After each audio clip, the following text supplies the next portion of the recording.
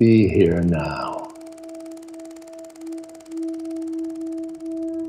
Just be here now.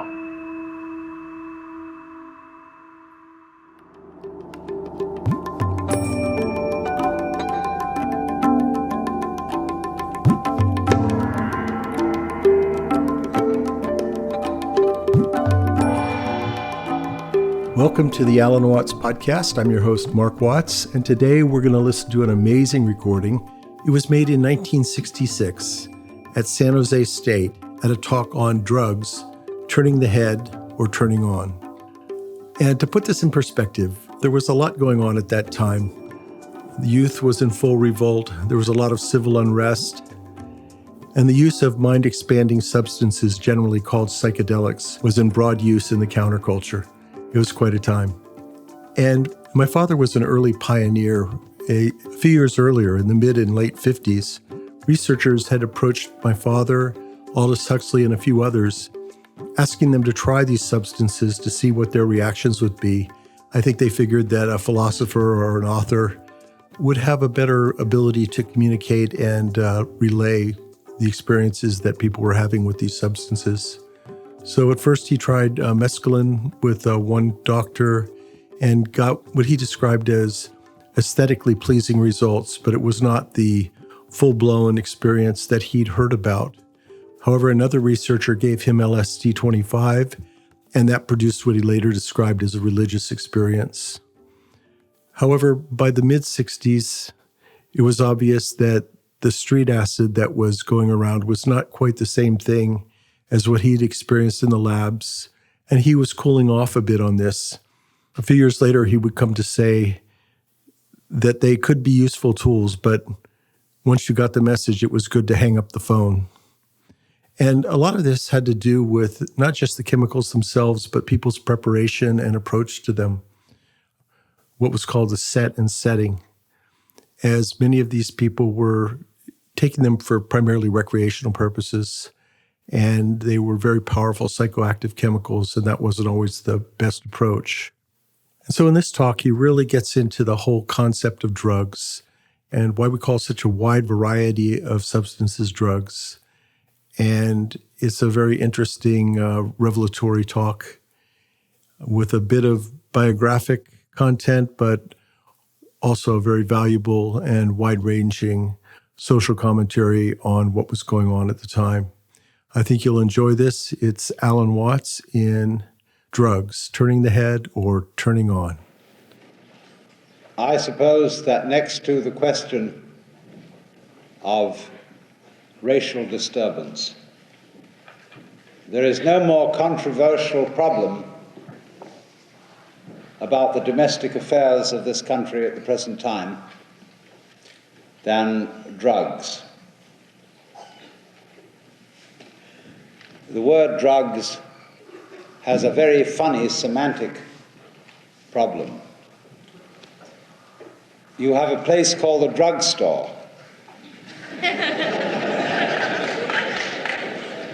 Which is perfectly inoffensive and a regular part of the scene of life in these United States. But at the same time, you have a word drug as when we say a person is drugged, which means that he is happy, but incompetent, under the influence of heavy medical sedation. We also have another word which should be drugged, I suppose, if we use it in that way, which is called drunk. Because a person, even pleasantly inebriated with alcohol, is just as much drugged as a person might be under the influence of morphine. He is rendered insensitive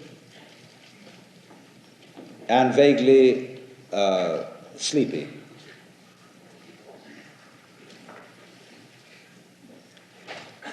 Now, I should explain how I came to be interested in the problem which has now become so controversial of the influence of chemicals on the human mind. For many, many years, more than 30 years, I've been interested in the psychology of religion, pretty much as a disciple of William James, who was really the first outstanding psychologist of religion, tried to understand what is going on when people have religious experiences. And he concentrated finally and rather particularly on a certain class of religious experience. There are experiences of visions, which people have revelations. They see Jesus Christ, the Virgin Mary, Krishna, Buddha, or who have you. But these are, in a certain way, less interesting than the experiences in which the individual has a sudden transformation of his sense of being alive. These experiences occur sometimes quite spontaneously to children, to adolescents, or to anyone at almost any time of life. Sometimes they occur as the result of or the apparent result of a discipline, as if you practiced yoga, Zen meditation, or Catholic contemplative prayer. And sometimes they occur as a result of certain ingestions of chemicals. The interesting type of this experience is when the individual is brought to realize that something that we'll have to describe from a number of different points of view. The experience itself is extremely simple.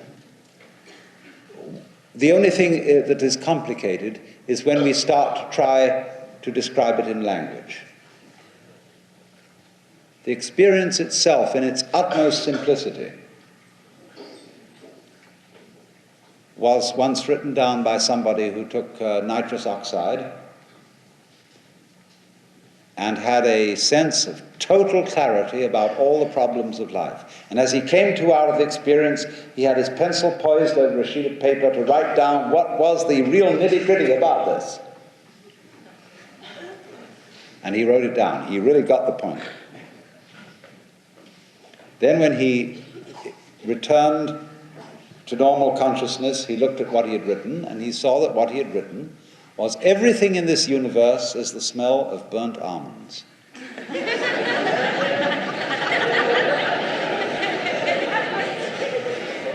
Over which the academic community had a good laugh and said, well, obviously this was a perfectly frivolous enterprise. But upon mature consideration, everything in this universe is the smell of burnt almonds. That is to say, take any particular experience, such as the smell of burnt almonds, or looking into the eyes of the person you love, or eating a steak, flying an airplane, lying on the beach in the sun, any experience. There is a way in which that experience implies everything else in the universe. The word implies is probably better than the word is. It's to say you experience, there are certain states of consciousness in which you experience that everything is interconnected. Everything goes with everything else. I knew a woman who got in an accident in an elevator. She hadn't taken any drugs. But in this accident, she was pinned with her leg caught in the mechanism, and she was there for half an hour before anybody could get to her rescue. She was having agonies. But she knew that she simply had to wait. There was nothing to do about it, so she completely accepted her situation.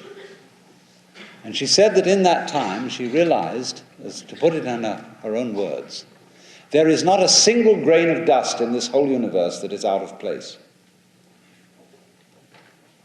In other words, that peculiar, painful, unwanted situation was somehow made acceptable and all right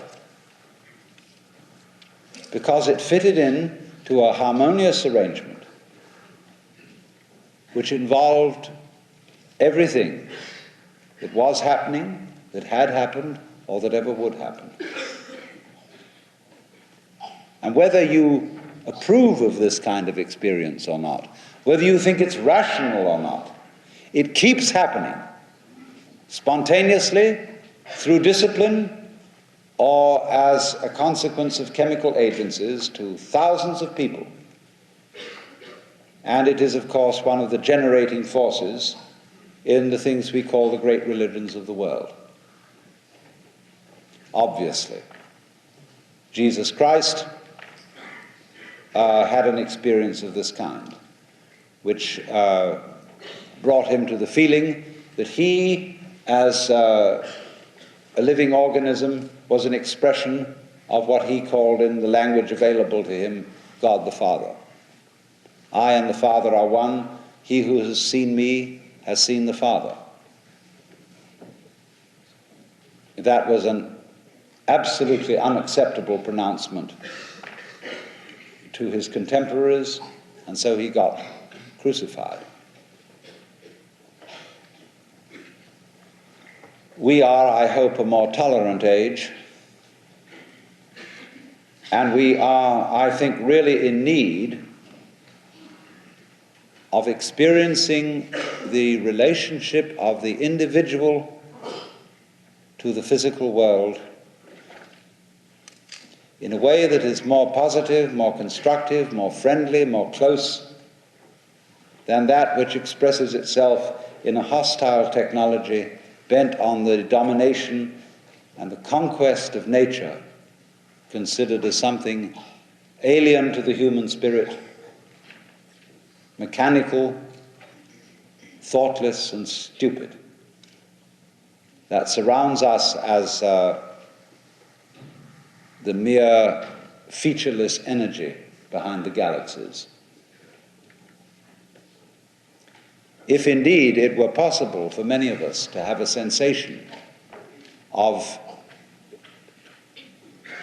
not just merely belonging in this world, but being it, if we could feel that our separate individuality is a coming and going expression of what it is that is happening through all the cycles of time and generations of cosmoses, we'd be able to cool it a bit and not be so frantic in our pursuit of survival. It might be a very good thing. And that's simply giving an explanation of why I personally have been interested in exploring the psychology and the conditions of this kind of experience for so many years.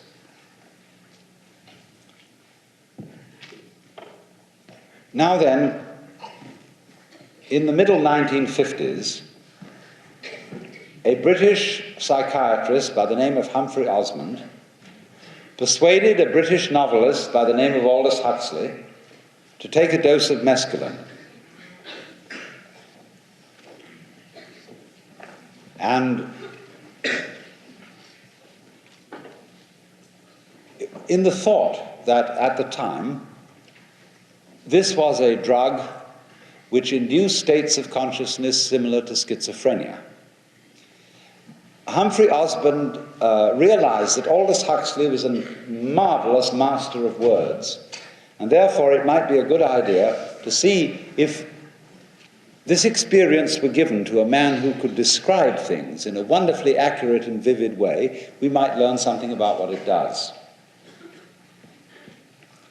Aldous Huxley didn't simply deliver a private report to the doctors. He rushed into print and published a book called The Doors of Perception, in which he said, in effect, that he felt, from his point of view, that having taken mescaline gave him an experience which he could not but identify with the great mystical experience of man's integration with the universe, which of course had been known through all history. When I read this as a student of the psychology of religion, I was naturally fascinated, but unbelieving. I thought, Aldous sometimes goes off the deep end. I knew him very well. And I know he had a kind of enthusiasm for all kinds of novelty. He had foreseen in his novel Brave New World that there might be a way of drugging human beings into sort of perpetual contentment and happiness so that they would give no further trouble to each other.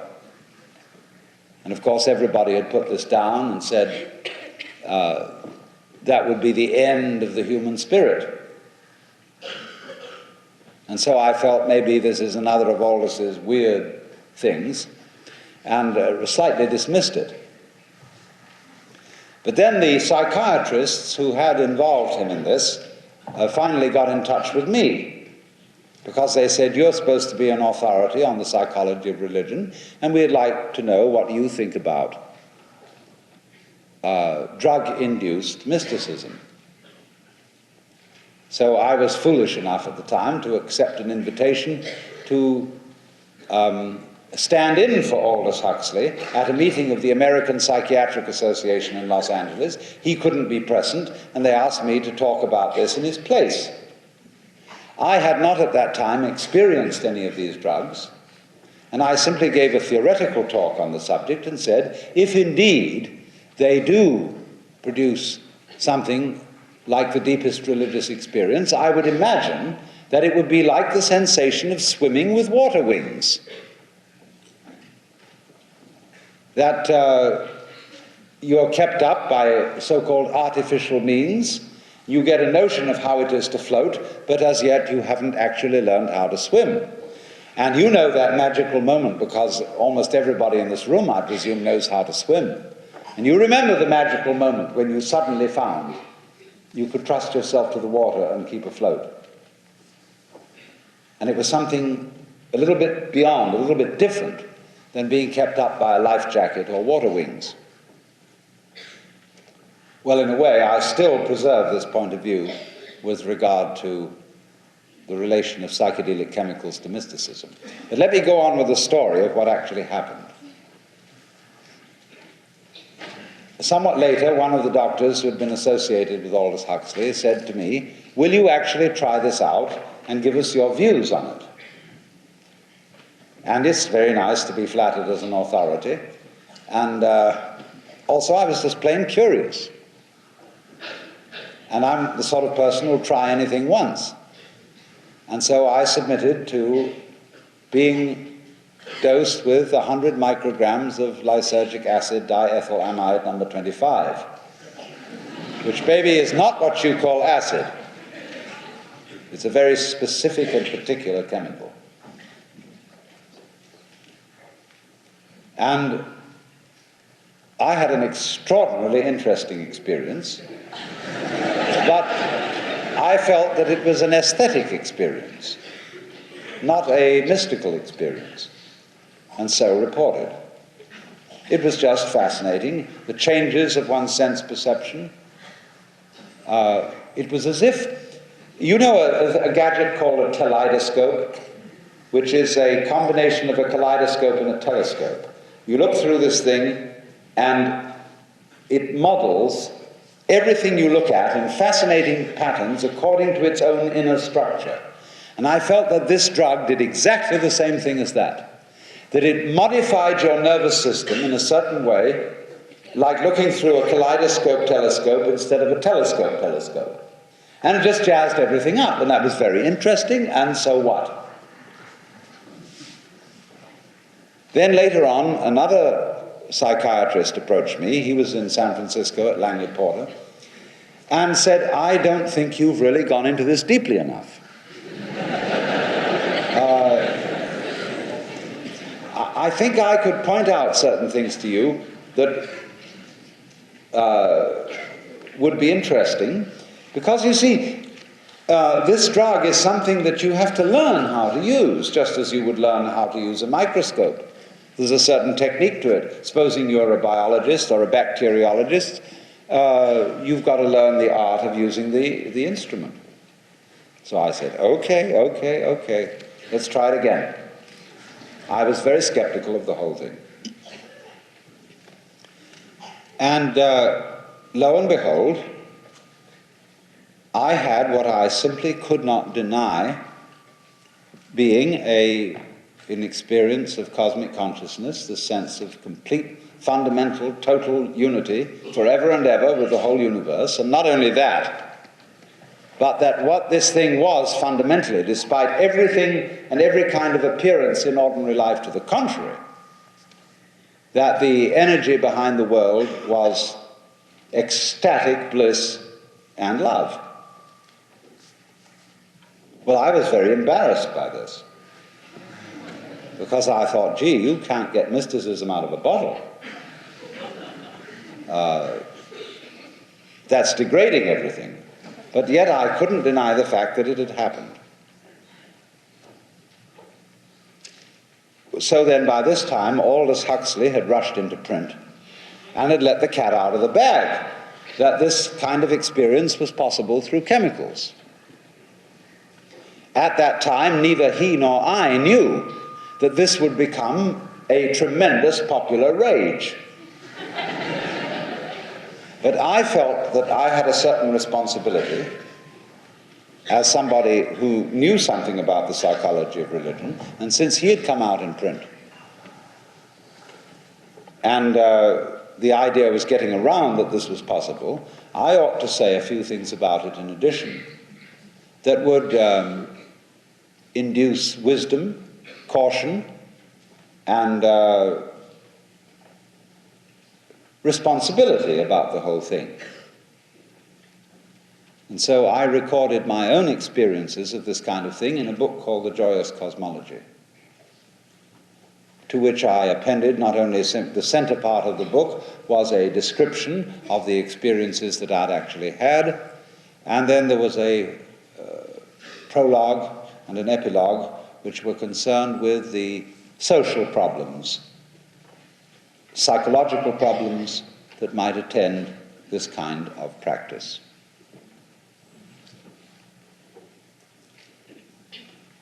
And of course, these are things that have assumed almost catastrophic dimensions. Suddenly, in other words, the whole world of young people caught on to this thing and said, let's turn on. Let's have this experience. And then when Timothy Leary got in the act,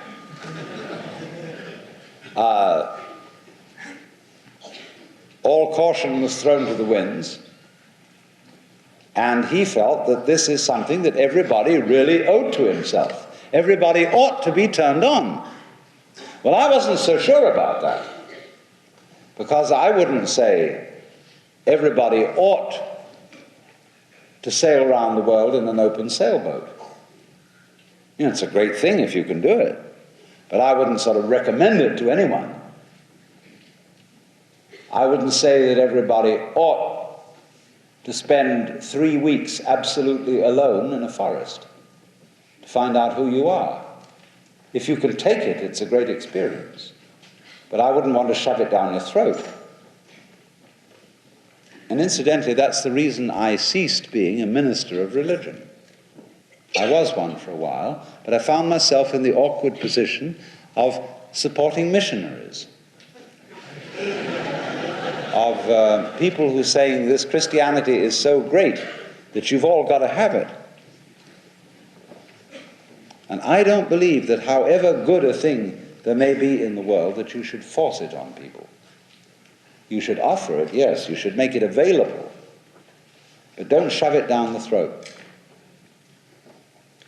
And always observe the saying of Jesus, which ought to be very embarrassing to the missionaries of Jesus: give not that which is holy unto dogs, neither cast ye your pearls before swine.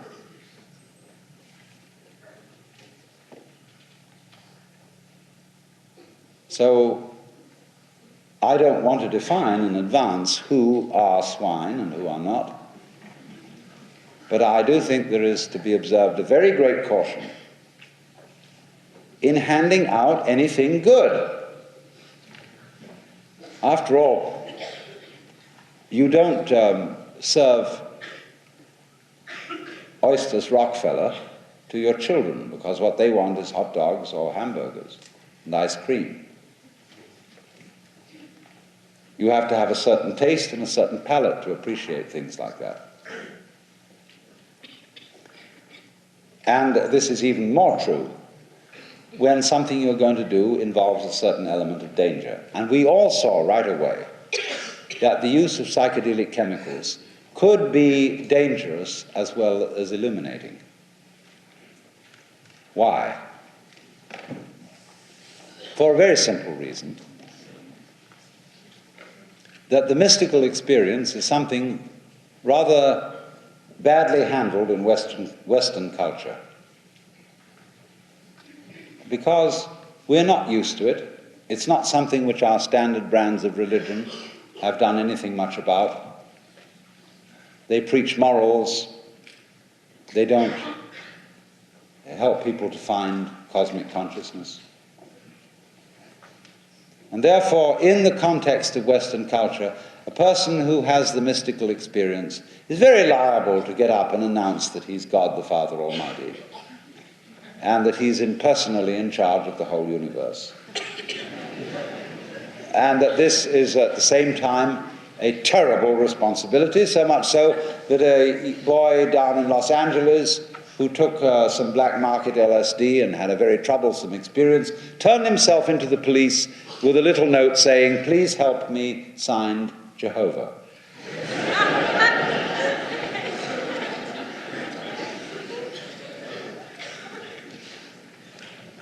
Other people have imagined that they're perfectly weightless and can walk out of a window and fly. Other people have imagined that they understand everything completely, that they can predict the future and remember all the past, that they can understand the meaning of any foreign language spoken to them instantly, and all sorts of marvelous things like that. And this is because of their traditional idea of becoming God and being omniscient and omnipotent.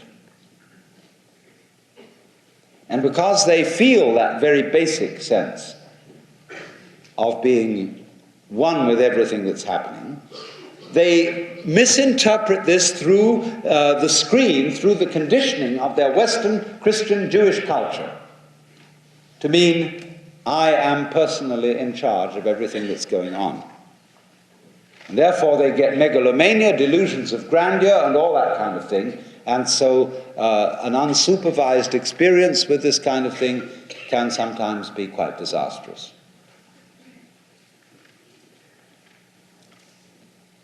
Now then, we have therefore various things to consider.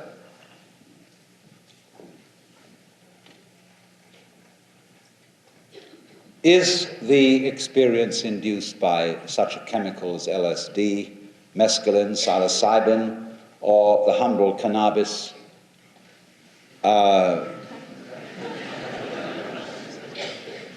is it valuable socially, or is it simply a hallucination?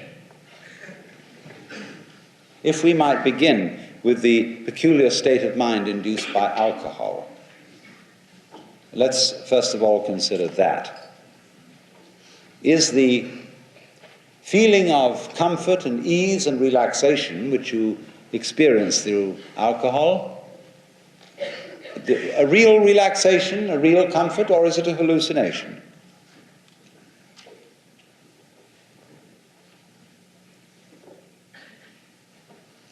Well, we can say that alcohol does have a valuable service to mankind, to a certain extent. Mild quantities of this chemical make people less uptight, make them socialize easily, relax them to have a good appetite before dinner, but only in very strict moderation. More than enough of this chemical is deleterious to the whole human organism, and therefore it should be taken only in slight quantities, and is best handled as the French have handled the cult of fine wines, where you drink for the taste rather than the kick. And the cult of French wines lies behind the whole cult of French cooking and is a highly civilizing influence. Hooray for that. But it's strictly in moderation. Beyond that point, it's really not so good. But what about these other things? We find that all of these, strictly speaking, psychedelic chemicals, to be specific again, lysergic acid, mescaline, psilocybin, cannabis, and to a lesser extent the tryptamine drugs, which have not been so fully explored, that these chemicals are not addictive, as is alcohol, as is heroin, morphine, and things of that order, in that they do not, if a person stops using them, he does not suffer from withdrawal symptoms, and also he does not have to keep increasing the dosage in order to produce the peculiar effects which they induce.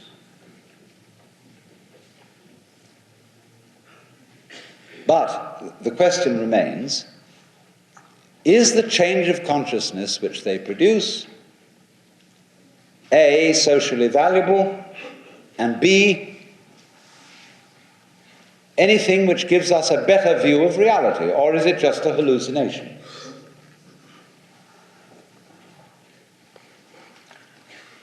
Now, let me take the second point first. The basic transformation of consciousness, which comes about through the use of psychedelic chemicals, is probably best described as one of polar feeling. You feel that everything outside is not the opposite of or contradiction of the inside, but it just goes with it.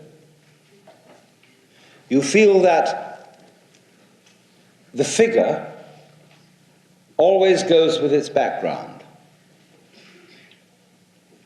And therefore you see in a funny way that all human behavior goes together in such a way that you cannot have saints without sinners. You cannot have cops without robbers. You cannot have failures without successes, and vice versa. You cannot have the good and the valuable in life without the background contrast of the failure and the evil. And also you cannot have life without death. And that's a rather shocking realization, because you see, our culture is geared to the idealism of having the good without the evil, of using medicine to bring us to the point where we don't need to die so that we can have life without death, and of reforming and psychotherapizing people so that we can have all good law-abiding citizens and no criminals, all sane people and nobody in the asylums. And yet, from another point of view, you can see that were there no sick people, there would be no incentive for the study of medicine. Were there no crazy people, there would be no incentive to the study of psychology, finding out about the human mind. And were there no wicked people, there would be no puzzle and thinking about the problems of ethics. So that you arrive sometimes at this funny point of view where you see that everybody, however bad, has an essential contribution to the totality of life. And you don't know quite what to do with that kind of insight. At one point you're inclined to say it's completely subversive, and yet from another point of view you say, but it isn't subversive, because it shows that everything is somehow in its proper place. But at any rate, that is a point of view which is very largely brought about by the use of these chemicals. And therefore you can very easily see why any kind of government would be uneasy about it.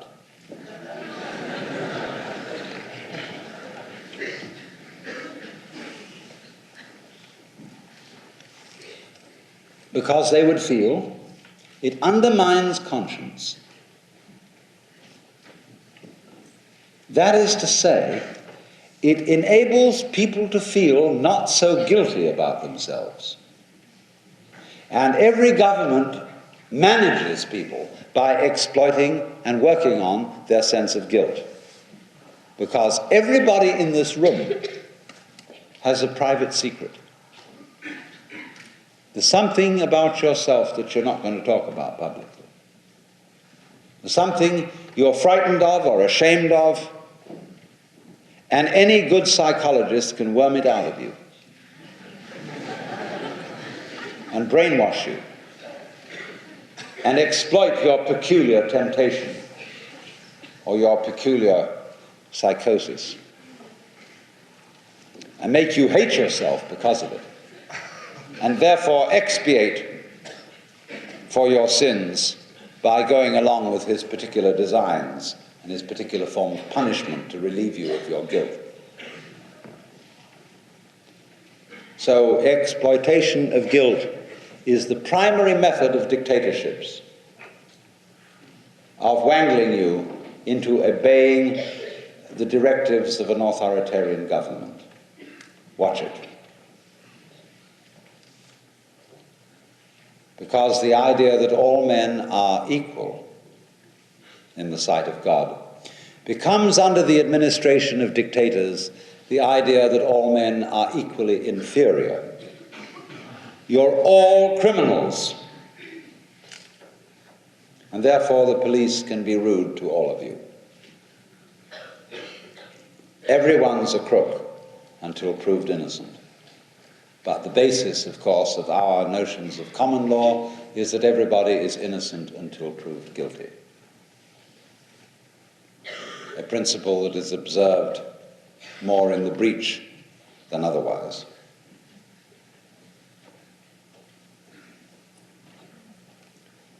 So there is then a kind of a threat in this sort of experience. But now let's go on to consider, is it a fantasy or is it in any way true? Let's suppose I experience that my own individual existence is completely continuous with the existence of everything else. That I'm a part of nature, not merely a part, but an expression of the whole activity of the universe. Is that a hallucination? How am I to judge? The criteria by which we judge today are the ideas of our scientists. And if I go to the biologist, the physicist, the chemist, I find out that his description of me as a human being fits better with this so-called hallucination than does my normal state of consciousness. In my normal state of consciousness, in which I am a product of a certain culture which believes that every individual is a separate soul or Freudian ego inhabiting a physical vehicle, I feel myself alienated from and separate from everything else that goes on. But if I'm described by a biologist, I'm nothing of the kind. A biologist describes me as an organism environment, not an organism in an environment, but an organism-environment.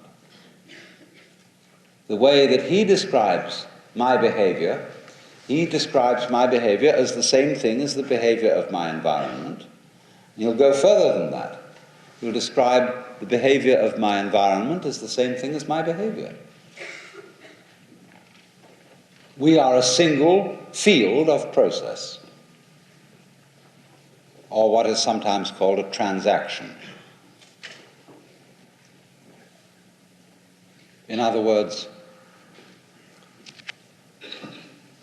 the fact that the sun is light is the result of my nervous system. My nervous system turns the sun into light, and the sun would not be light unless my nervous system and your nervous system made it so. So, in a way, you make the world. At the same time, your nervous system is in the same physical world as the sun. And likewise, sometimes under the influence of psychedelic chemicals, you feel that everything that's going on is simply inside your head. The next moment you feel that your head is inside everything that's going on. And then you feel that everything that's going on inside your head, it sort of caps itself like this, like a game that children play. Well, both points of view are true. But what I'm going to say is the feeling of my being continuous with everything that's happening in the physical world fits the facts as described by science more accurately than the normal subjective feeling of my being something merely in the world, being pushed around by it to some extent, and being able, on my own part, to push it around to some extent, but basically a stranger in the earth. So upon that sort of criterion, I feel that the change of consciousness induced by such a chemical fits the facts of scientific observation better than the normal kind of consciousness which I've been taught in my family and my schooling, where I've been given a feeling of my own existence that is simply the mythology of a particular culture. And also I go on to feel that it may be quite important that my state of consciousness be changed for our general survival. Because if I feel myself alien from and against my natural environment, the likelihood is that I shall pick a fight with it, and that I shall use technological power to destroy it, and not to cooperate with it. This, I can see, is what our culture is already doing. And therefore, it impresses itself upon me that there is a certain urgency for human beings' minds being changed so that they can cooperate with their environment and not fight it. So then the idea occurs to me, is it perhaps providential that at this time in history, a chemical agent makes itself available which will enable us to treat the disease of alienated consciousness, of hostility to the world? Could it be as providential that this is found in the 20th century as Jenner found smallpox vaccine in the 19th century? That's not inconceivable. Arthur Koestler, who is a very sober gentleman and with whom I've had considerably bitter arguments about his estimation of Oriental philosophy, has in his book The Ghost and the Machine come out with the notion that maybe the only thing that can save technological man from destroying himself is to treat his neurology directly, to alter it. And some neurologists are seriously beginning to talk about the necessity for peace technology. We might call it chemical peace fire.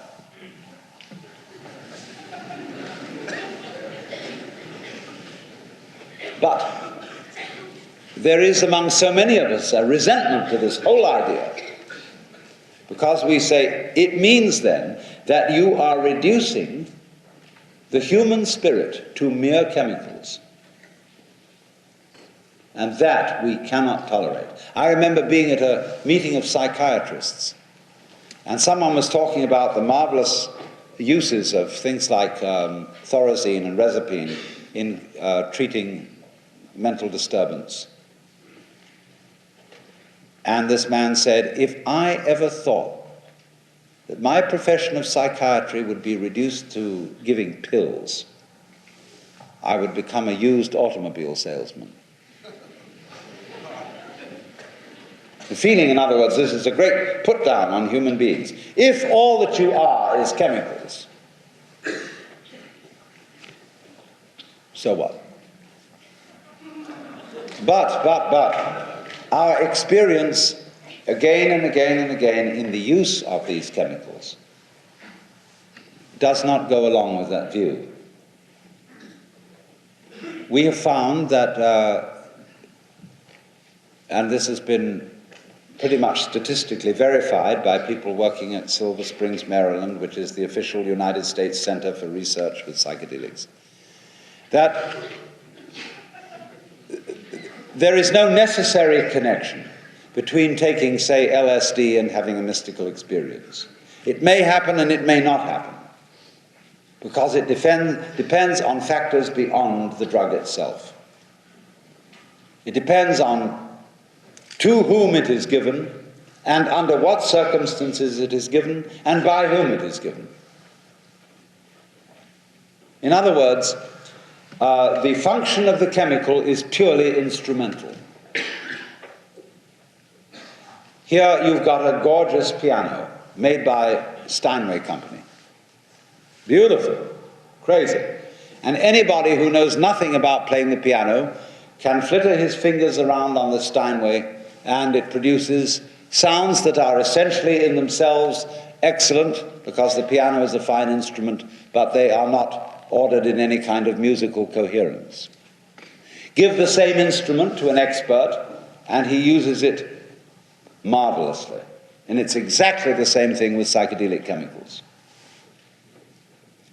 Anybody can have a ball with them, just like anybody can have a ball looking through a microscope or a telescope. But not everyone can use them to produce religious experience or profound aesthetic experience, or, as in many cases, scientific inventiveness. It depends on what you bring to it, what you get out of it.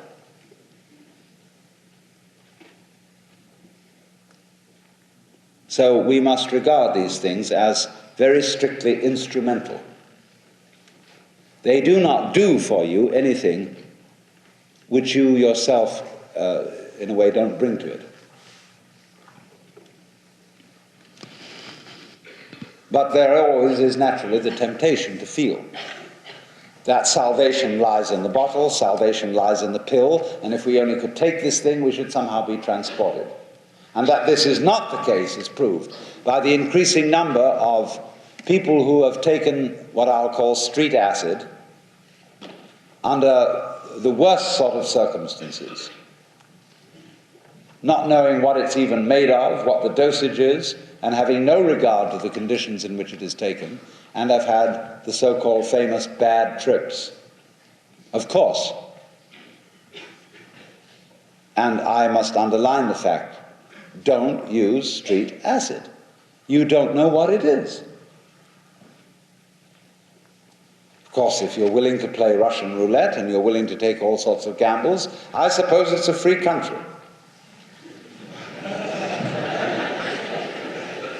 But it really isn't very sensible. You can take risks which are not under your control, and you don't know what to do with it.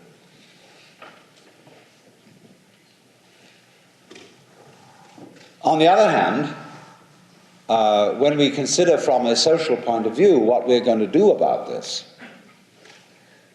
it isn't simply that there is lysergic acid of some sort running around on the streets in the black market, mescaline, psilocybin, dimethyltryptamine, but also, of course, our old friend, marijuana, which here there's no particular question about whether it's bad marijuana. It's just a vegetable.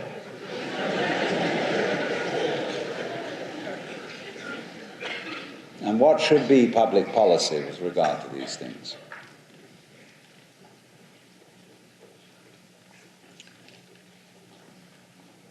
I feel very strongly that in a country where we value freedom, we must not attempt to legislate morality, especially morality that is simply the concern of the individual towards himself. In other words, going back to even the basic religious ideas about moral behavior, it's fundamental to both Jewish and Christian thinking that an action is not significantly moral if it's done under compulsion. In other words, if you stay faithful to your wife merely because you are afraid of the consequences of adultery, you are not a truly faithful husband. If you give alms to the poor merely in order to get yourself a place in heaven or, on the roster of donors to the synagogue, you are not truly charitable. So it is of the essence of moral behavior, according to Jewish and Christian theology, that it be voluntary. So that any moral behavior which is enforced is not moral behavior as a result of enforcement. And the only reason for enforcing any moral behavior is that immoral behavior may in certain circumstances cause grave inconvenience to others, as murdering people, as robbing them, as mugging them on the streets. That we are, I think, agreed ought to be prevented by the police. But when it comes to whether you will gamble, whether you will have irregular sexual games, whether you will change your state of consciousness by alcohol, by tobacco, by sleeping pills, by aspirin, by caffeine, by lysergic acid, you have a certain responsibility to judge for yourself. Because if you're deprived of that responsibility, of what other responsibilities might you also be deprived for your own good? What you read? Ought you to read the works of Karl Marx? Mr. Rafferty didn't think so. And yet, how would you know what to do about a communist enemy if you didn't understand the philosophy of Marx? How do you know how to deal with China unless you've read everything written by Mao Zedong? You've got to understand your enemy, if enemy he must be.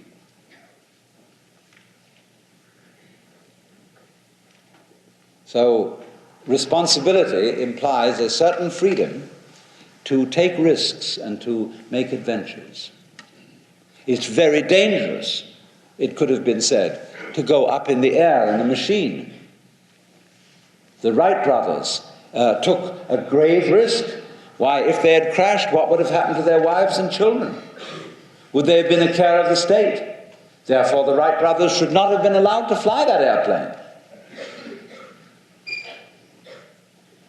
So in the same way, you might go mad, and your wives and children no longer have your support if you took certain adventures in consciousness. It's the same problem. So does the state have the right to tell you that there are certain risks you mustn't take? If the state does assume that responsibility, it can't be helped that the state is also saying at the same time that we must not make experiments which could possibly result in great benefits to mankind. We don't know whether they will result in this or not. The knowledge about this whole thing is not as yet certain, but we at least have the right to make the attempt. But I suggest that we don't make that attempt in absolutely undisciplined and uncontrolled situations.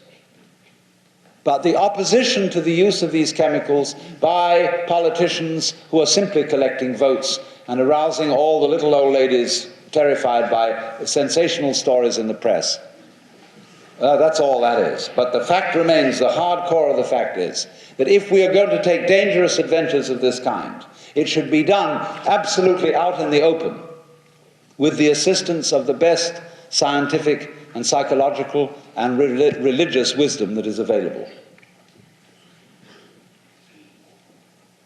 If we send people out into space in our astronauts, we have the whole scientific faculty of the country behind them. Likewise, if we're going to send people into inner space, instead of being something that is done sub rosa in a paranoid, guilty atmosphere, it should be something in which we openly cooperate with the feeling we are holding your hand and we're with you all the way.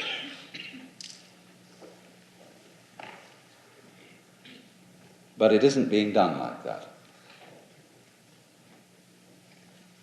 And we are going through the same problem that we have been going through in this country for years, and you may be, as I am, very anxious that there be law and order in this country, that there be respect for our policemen. But respect for our policemen in this country ceased when Prohibition came into effect, because the officers of the law were asked to enforce things that the citizenry simply were not going to observe. They became hypocrites, therefore armed preachers. And all preaching creates hypocrisy. And when you put guns into the hands of clergymen, you've got real trouble. At one fell swoop, we could restore respect for the police in this country by taking all matters of private morals out of their hands. Question needing no answer. Who would volunteer to serve on a vice squad? What kind of personality?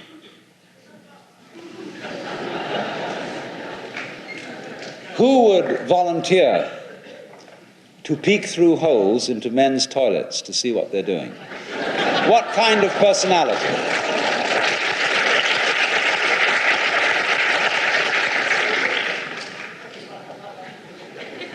You know, we can't retrain the whole police. We can't recruit a new police force with college educations and anything you might demand. It just can't be done. It's not practical. There isn't enough budget, as if that really mattered, but practically there isn't. But at one simple stroke of the pen, if we remove the drug questions, the sex questions, the gambling questions, and all those sort of things out of police control and regard them simply as public health problems,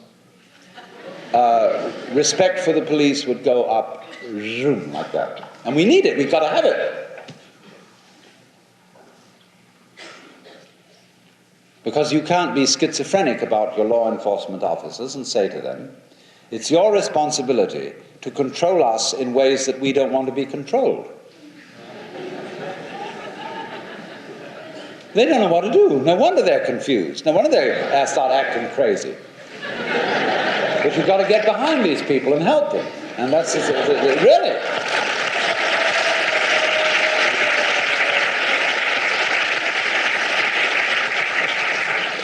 So then, in basically, young people have become interested in these so-called drugs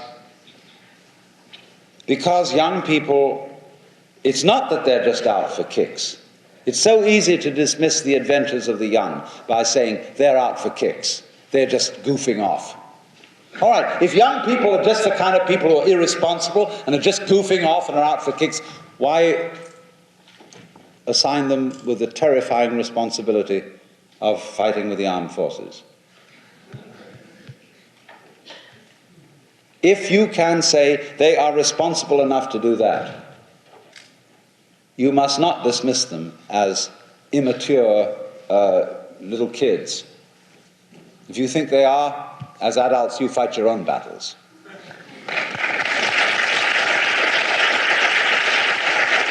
So the position is not that young people today are just looking for kicks. They are out for trying to find out what the hell this universe is about.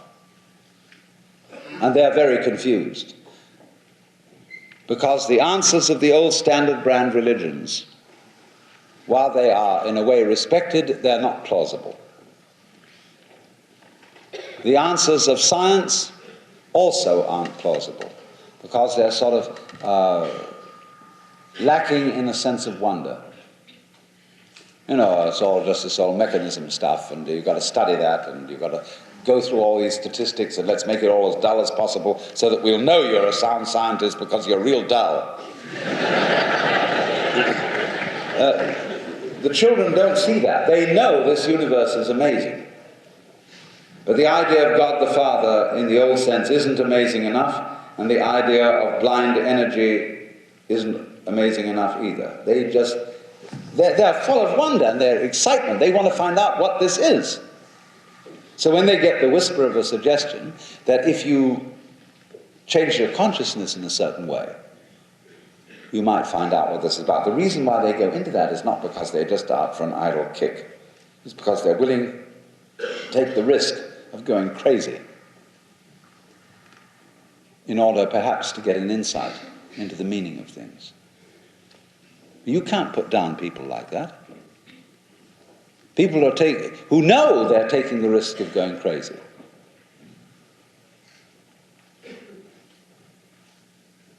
It's just the same as the people who are taking the risk of crashing, who learn to fly planes, of being, I don't know what kind of asphyxiation, who are astronauts, of catching all sorts of infectious diseases if they wanted to treat lepers. It's the same old thing. People who are willing to take that adventure need public support and the full exercise of wisdom and guidance in their enterprise. And if that is given, they won't undertake these adventures in an idle and stupid way. But if you disallow the whole thing, it'll just go ahead in a completely undisciplined and crazy fashion, and very naturally there will be all kinds of disasters and bad trips. Grasp this nettle danger, and don't pretend it isn't there. Today's podcast was made possible through a grant from the Rizzuto Foundation and was produced with the help of the Ram Dass Be Here Now podcast network. Our theme music is by Zakir Hussain, courtesy of Moment Records, and is from his Rhythm Experience LP. For further information about the spoken works of Alan Watts, please visit us at alanwatts.org. Thank you for listening, and we'll see you for the next episode.